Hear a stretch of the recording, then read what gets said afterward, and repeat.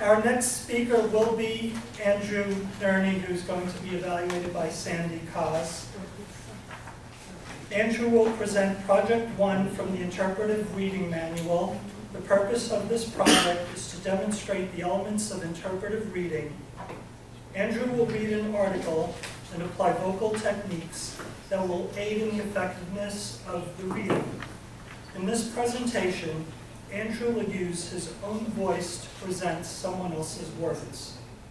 Andrew will read a letter published in the opinion section of the New York Times during the height of the recent global financial crisis. The letter was penned by Jake Desantis, the Vice President at AIG Financial Products, to Edward Liddy, AIG's new CEO at the time. In testimony before Congress just days before, Mr. Liddy had called for certain employees of AIG Financial Products to return their pay. Mr. Desantis was upset and responded with this public letter. Timing parameter is 8 to 10 minutes, and the title is, Dear AIG, I Quit.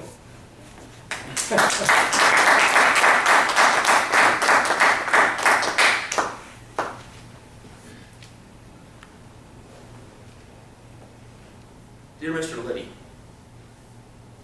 it is with deep regret that I submit my notice of resignation from AIG Financial Products. I hope you take the time to read this entire letter.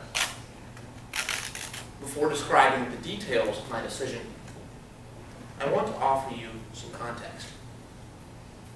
I am proud of everything I have done for the commodity and equity divisions of AIG Financial Products. I was in no way involved in or responsible for the credit default swap transactions that have hamstrung AIG. Nor were more than a handful of the 400 current employees of AIG FP. Most of those responsible have left the company and have conspicuously escaped the public outrage. After 12 months of hard work dismantling the company, during which AIG reassured us many times we would be rewarded in March 2009, we in the financial products unit had been betrayed by AIG and are being unfairly persecuted by public officials. In response to this, I will now leave the company and donate my entire post-tax retention payment to those suffering from the global economic downturn. My intent is to keep none of this money for myself. I take this action after 11 years of dedicated, honorable service to AIG. I can no longer effectively perform my duties in this dysfunctional environment, nor am I being paid to do so. Like you, I was asked to work for an annual salary of $1, and I agreed out of a sense of duty to the company and to the public officials who have come to its aid.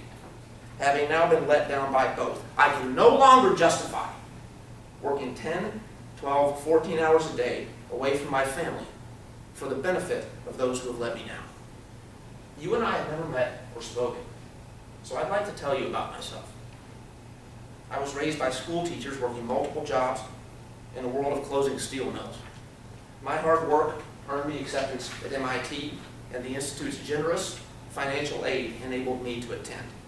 I had fulfilled my American dream.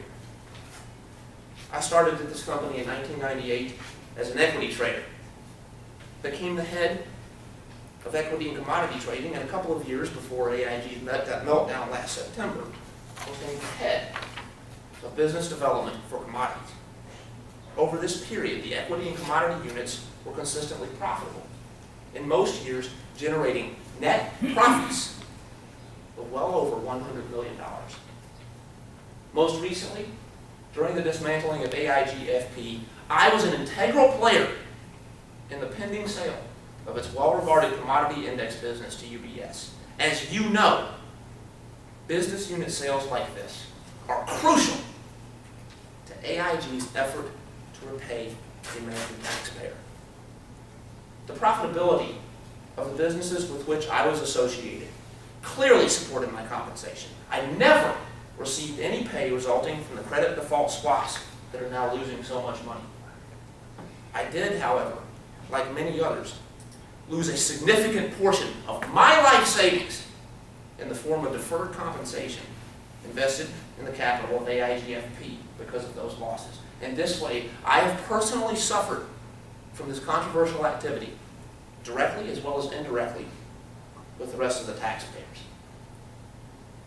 I have the utmost respect for the civic duty that you are now performing at AIG. You are as blameless for these credit default swap losses as I am. You answered your country's call, and you are taking a tremendous beating for it. But you also are aware that most of the employees of your financial products unit had nothing to do with the large losses. And I am disappointed and frustrated over your lack of support for us.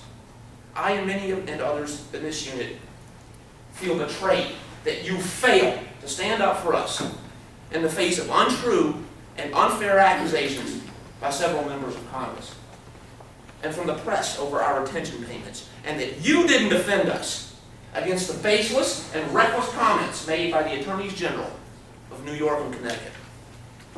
My guess is that in October, when you learned of these retention contracts, you realized that the employees of the financial products unit needed some incentive to stay, and that the contracts, being both ethical and useful, should be left to stand.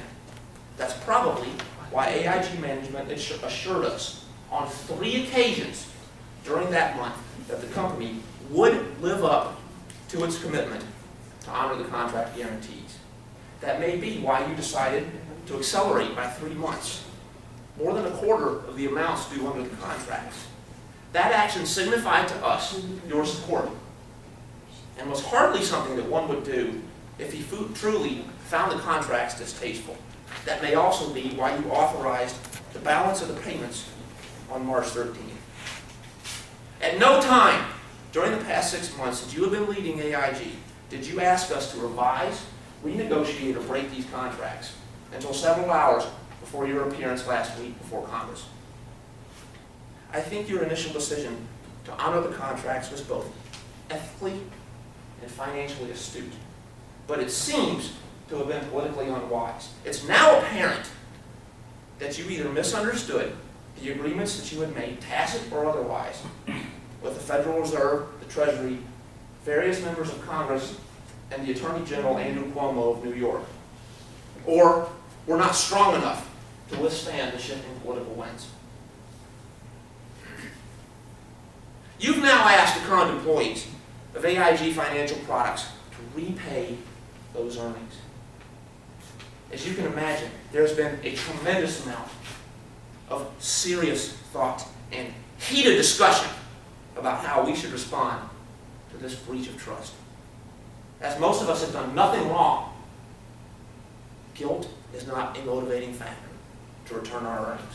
We have worked 12 long months under these contracts and now deserve to be paid as promised. None of us should be cheated out of our payments any more than a plumber should be cheated after he has fixed the pipes, but a careless electrician causes a fire that burns down the house. Many of the employees have, in the past 6 months, turned down job offers from more stable employers based on AIG's assurances that the contracts would be honored. They are now angry about having been misled by AIG's promises and are not inclined to return the money as a favor to you. The only real motivation that anyone at AIGFP now has is fear. Mr. Cuomo has threatened to name and shame, and his counterpart in Connecticut, Richard Blumenthal, has made similar threats, even though attorneys general are supposed to stand for due process to conduct trials in the courts and not the press. So what am I to do? Well, there's no easy answer. I know that because of hard work, I have benefited more than most during the economic boom and have saved enough that my family is unlikely to suffer devastating losses during the current bust. Some might argue that members of my profession have been overpaid, and I wouldn't disagree. That is why I have decided to donate 100% of the effective after-tax proceeds of my retention payment directly to organizations that are helping people suffering from the global downturn.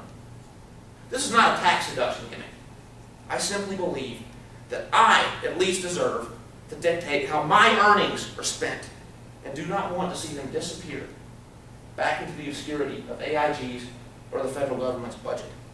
Our earnings have caused such a distraction for so many, for more pressing issues our country faces, and I would like to see my share of it benefit those truly in need.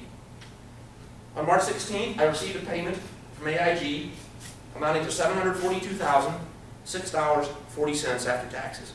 In light of the uncertainty over the ultimate taxation and legal status of this payment, the actual amount I donate may be less. In fact, it may end up being far less if the recent House bill raising the taxes on the retention payments to 90% stands. Once all the money is donated, you will immediately receive a list of all recipients. This choice is right for me. I wish others at AIG Financial Products luck finding peace with their difficult decision, and only hope their judgment is not clouded by fear. Mr. Liddy, I wish you success in your commitment to return the money extended by the American government, and luck with the continued unwinding of the company's diverse businesses, especially those remaining credit default swaps. I'll continue over the short term to help make sure no balls are dropped. But after what's happened this past week,